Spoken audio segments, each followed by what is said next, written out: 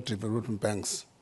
And key item is that work has been done. What we need to do is to develop a reporting mechanism for the banks to, which we hope to be concluded by the end of September, to what are they doing in line with the roadmap. The issues also continue to deal with the debt vulnerabilities, particularly in emerging economies and the African continent. In this regard, the common framework is an instrument. We will be publishing case studies of countries that have gone through that process. On the focus, another focus agenda was on the African continent. As you would be aware, that given the fact that the presidency now is on the African continent, we've given a spin and a focus on Africa.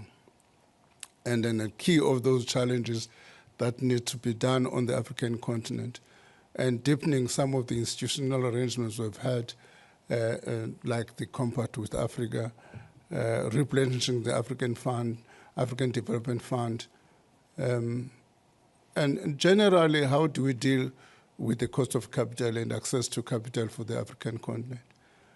Those are some of the challenges that we grappled with this morning. Over to you, Governor.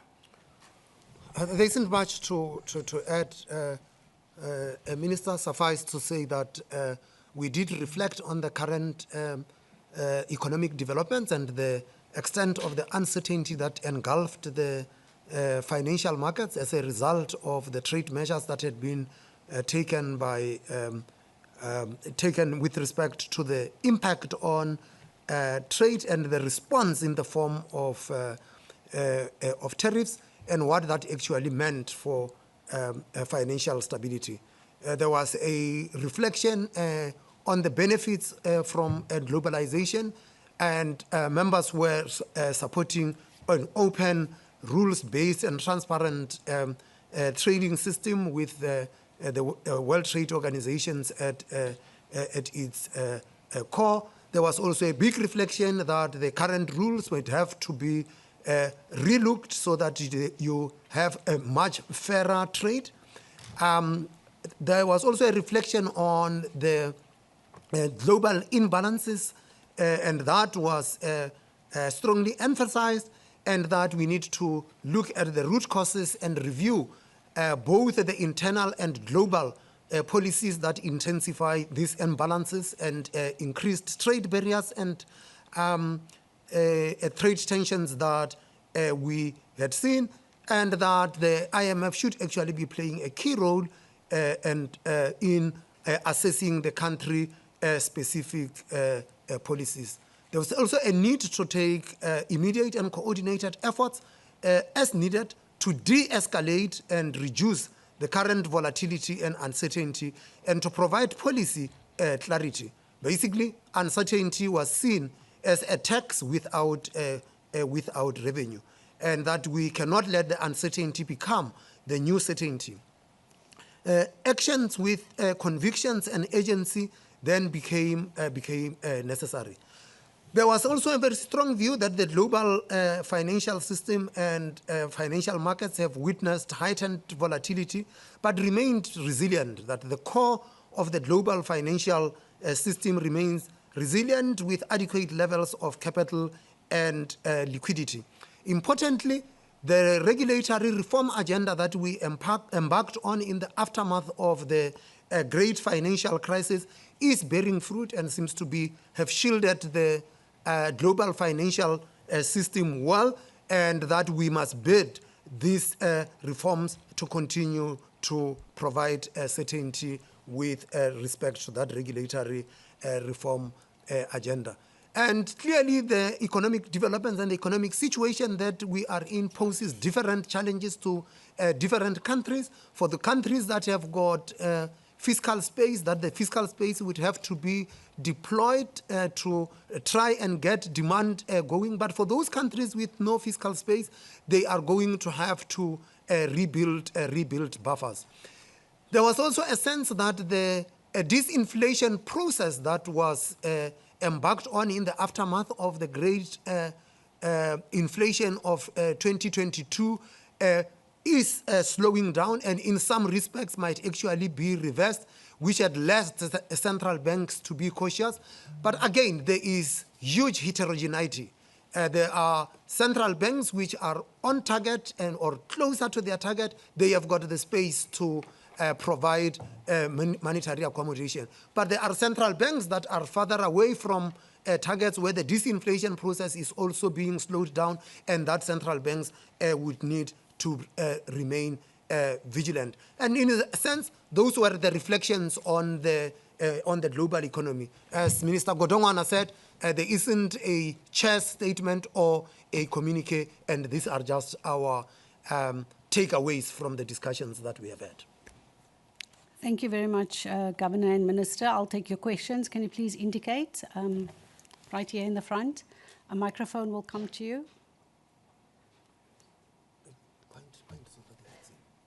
Okay, please can you stand?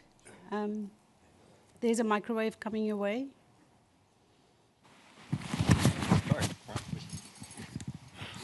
Thank you. Hi, my name is Paul Wallace. I'm with Bloomberg News. I just had a quick question about whether Scott Bessent, the US Treasury Secretary, attended the talks, and if so, what was his contribution? Thank you. Minister? He did attend the last night's session, which was talking largely about the issues the governor is referring to. Yes. Okay. I mean, he was not largely contrary to what people expect him in contradicting anything that was saying, except was elaborating more on the rationale for what the Trump administration is doing on tariffs, the stuff that you probably know. Thank you. I'll move. Can I see who else has a question? Right over there. That's right.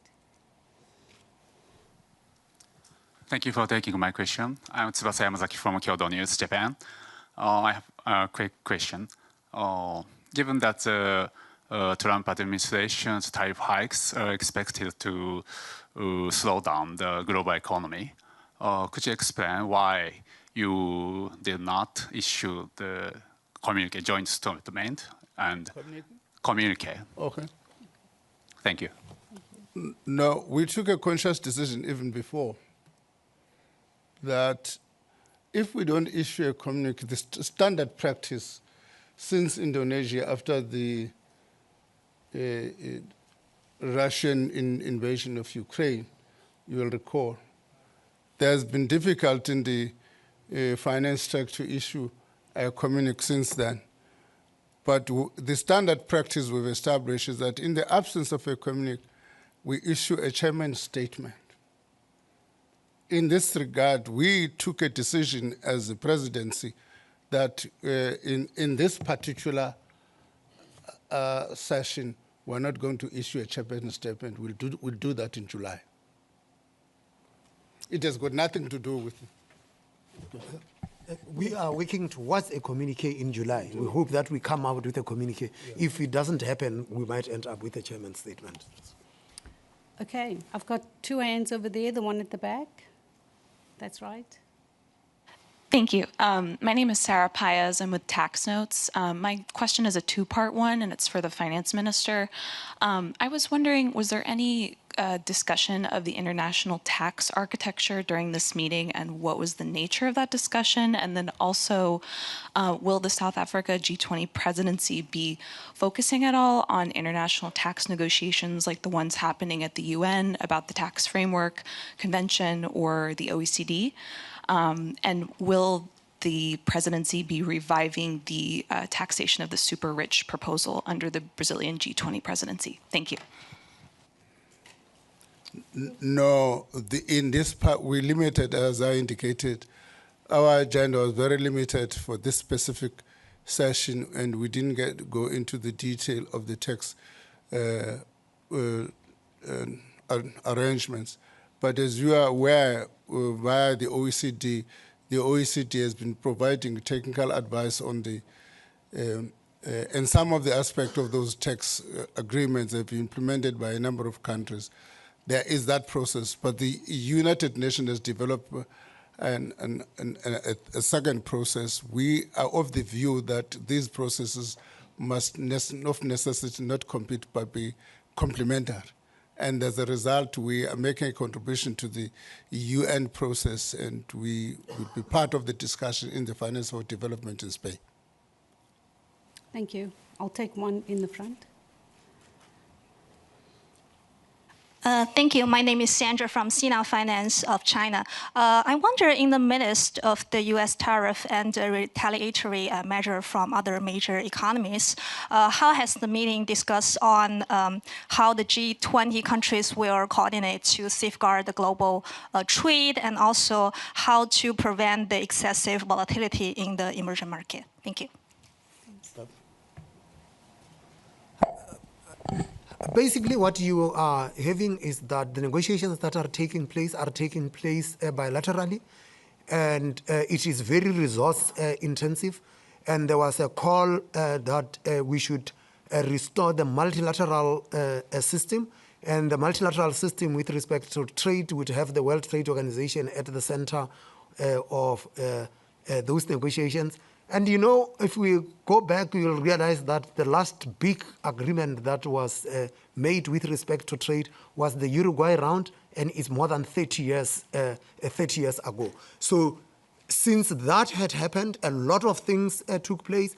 We now have the internet, you have got digital assets and so forth, and the way in which we are going to have to look at trade would of necessity mean that the rules that you have had in place are going to have to be relooked, and that was the reflection that actually took place.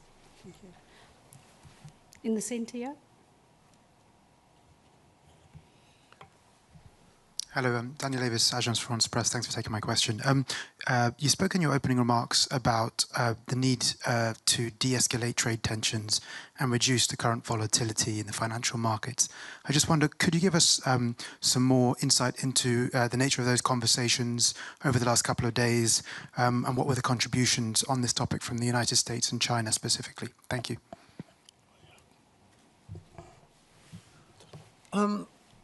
I do not negotiate trade agreements. Ministers do. But basically, the point here was that the tit for tat that takes place means that we might actually not be talking to each other, that we need to actually open the dialogue so that we talk to each other, that we are coming to the point where the tensions have become so elevated that even when a hand is being extended so that one country is reaching out, we might not see that hand because things had become so tense. It's important that those conversations take place. There are time limits that had been set. Some tariffs are supposedly off the table for a period of 90 days. It's ticking every day. The days are becoming fewer. And in an environment where every country is negotiating bilaterally, these things could actually take a lot of time, and meaning that the uncertainty might be with us for long, and that there was a call that says that you have got to actually be de-escalating, and the way to de-escalate is to actually be engaged in dialogue. That was your session. That's why I'm giving it to you. But let me just add one point. The general principle of rejecting protectionism and commitment to multinational trade system and a rules-based system was broadly the main principle accepted in the meeting. Thank you. I'll take one more in the room. I've got a few questions online. Please go ahead. I'm Katie McMahon from Octus. My question is about the G20 and its role as co-chair of the Global Sovereign Debt Roundtable. I want to ask, to what extent is the G20 worried about liquidity crises and solvency crises for low-income countries with high levels of debt. A three-pillar approach has been recommended to help some countries facing liquidity strains. Has any step been taken to implement that framework? And is it still the case that you think that liquidity is more of an issue as compared with solvency? Yeah. As I indicated, that key among the things we're dealing with is debt sustainability.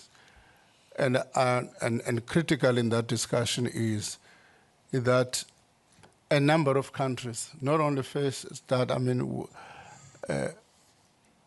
some of them are facing balance of payment problem. I don't know whether the IMF gave us a figure. So the issue is how do we improve the current common framework to deal with that question? So it is a challenge. That's why people were raising that a key principle is what we must discuss. How do we make sure that these countries have got access to affordable and concessional capital and therefore deal with the challenge of the cost of capital and how these people access the cost at which they access that capital. So broadly, there's agreement, and we've therefore developed a framework to the extent of saying what lessons can we draw from the case studies that are going to be published of those countries that have gone through the common framework. Thank you. I've got a question online from Hilary Jaffe from the Business Day. Her question is to the Governor. The Governor suggested this week that the G20 processes needed to be streamlined and a focus on fewer priorities.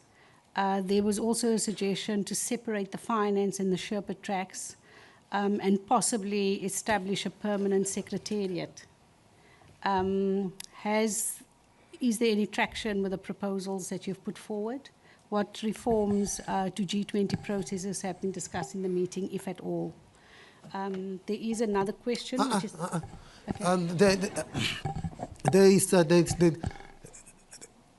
South Africa made a very conscious decision that with respect to the finance track, we are not going to add new items.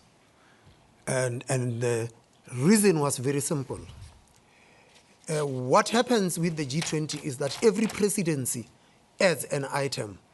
There isn't a mechanism to subtract or where we would say this is now bedded and we must actually have it behind us. And one of the things that had been coming through the conversation was that we launched the regulatory reform agenda in the aftermath of the great financial crisis. And that regulatory reform agenda, at the heart of it, was Basel III. And that as we were implementing Basel III, there were refinements that were taking place, and that we need to finalize the implementation so that we give certainty to the regulated sector, something that in this country is called the Basel III endgame, so that we know we have done that. And the reforms that have so far been implemented have proved to have been very, very relevant because the financial system is much more resilient than it was before the global financial crisis. The G20 started, the genesis of the G20 was with the finance track. And what had happened had been now, the G20 includes lots of other tracks. The problem that you have is that the other tracks end up either finding themselves in the finance track, or some of the finance tracks end up being discussed elsewhere. And that becomes a problem, and we needed to streamline. So Minister Godongwana here was referring earlier on to things that prevented the finance track from having a communique. And the reason was not very difficult to find. Things that are supposed to be discussed at the Sherpa track ended up coming into the finance minister's track, and that clouds the discussions that the finance track actually has. So This year, for the South African presidency, in the finance track, for example, we decided we will have a focus with respect to cross-border payments. And we picked up cross-border payments for a reason. And it was because the cost of remittances in the African continent had proved to be higher than many corridors elsewhere in the world. But importantly was that there was political commitment to bringing down the cost of cross-border payments, because under the Saudi presidency, that was adopted at the Leaders' Summit. And we decided that is what we are going to focus on, and we are going to finalize that. In the process, though, the Shepherd's track was discussing the issue of the cost of capital, for which the finance track said this belongs with the finance track, and that is how it got translated into the finance track, and that is what the minister was actually referring to. So we've streamlined the agenda. We didn't add anything from the finance track because we were very clear we needed to finalize what is actually on the G20's agenda. Thank you. I have one last question also from Hilary Jaffe from the Business Day. Can you tell us more about the high-level panel on Africa chaired by Trevor Manuel, what proposal it has offered for the G20 finance track? He's sitting at the back trying to, he's probably following me that I'm not misrepresenting him. Can you just... Minister, I think please go ahead. Yeah, do you want to take it, Trevor?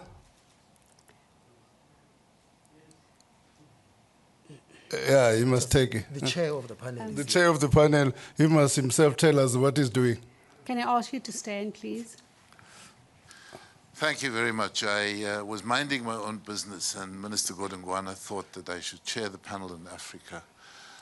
We have 24 panelists drawn from primarily across the African continent, 21 from across the African continent, from the 4 language groups, Anglophone, Francophone, Lusophone, and Arabic, so that we can produce a product that feels African, not exclusively because some of the panelists are from outside of the continent. The terms of reference are clear. The big challenge that confronts us is that we must have a product that we can hand to heads of state at the end of August. We must complete our work by the end of August. And so we've developed a chairperson's framework to which panelists are now contributing. It's a fairly rich process of work running. I'm pretty sure that we will have a reasonable product, not a complete product, but a reasonable product by the time that we have to hand it over to heads of state via the G20 formal process at a ministerial level.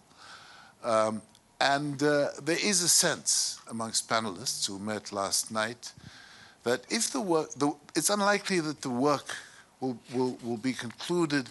We will then continue, perhaps under the guise of UNECA, to ensure that some of those strands of work are carried forward and Africa can own the process of its policy direction.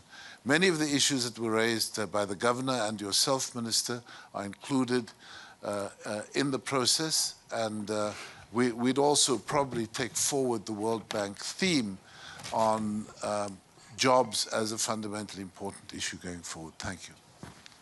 Thank you very much. Okay. We do have time for one more question, Minister. Okay, please go ahead. Thank you very much. Kemi Oshikoya from the Africa Bazaar magazine, and I'm sorry I'm late. I was attending another event. My question to you is, as we know in Africa, the informal sector is a big sector. And oftentimes when we count the GDP, that sector is left out. So given that this is the first time that the G20, which is the 20 biggest economic in the world, is being hosted in Africa, what are you doing to bring this sector as the finance minister and central bank governor to make sure the informal sector are now brought into the regular sector? Thank you. Thank you. I think we've got we've got no specific sectoral focus on informal sector. However, there are different expertise which could help us formulate a proposition in this regard. I don't know whether anybody is giving the expert panel some contribution so that they could put that into as part of the contribution. To me, that would be useful. We know the extent of the problem. For instance, the ILO said today in the meeting, that's why I'm saying we're drawing it from a number of people. The ILO made the point that, I don't know how accurate that information is, that about 84% of employment on the African continent is from that sector. So clearly the ILO will contribute inside, and there's a panel of experts but as I indicated, we don't have a sectoral focus on that issue, but I think it's an important point we need to be taking into account. I mean, in South Africa, some of my colleagues in Treasury were saying, we complain about unemployment, but if you look at the formal employment, as a percentage of the labor force, we're almost the same side as other countries. Our problem is the informal sector, which we've not captured properly. So I agree with you, it's a matter that needs attention. Thank you very much. That concludes our press conference. Thank you very much for joining us. And that's it. Thank you.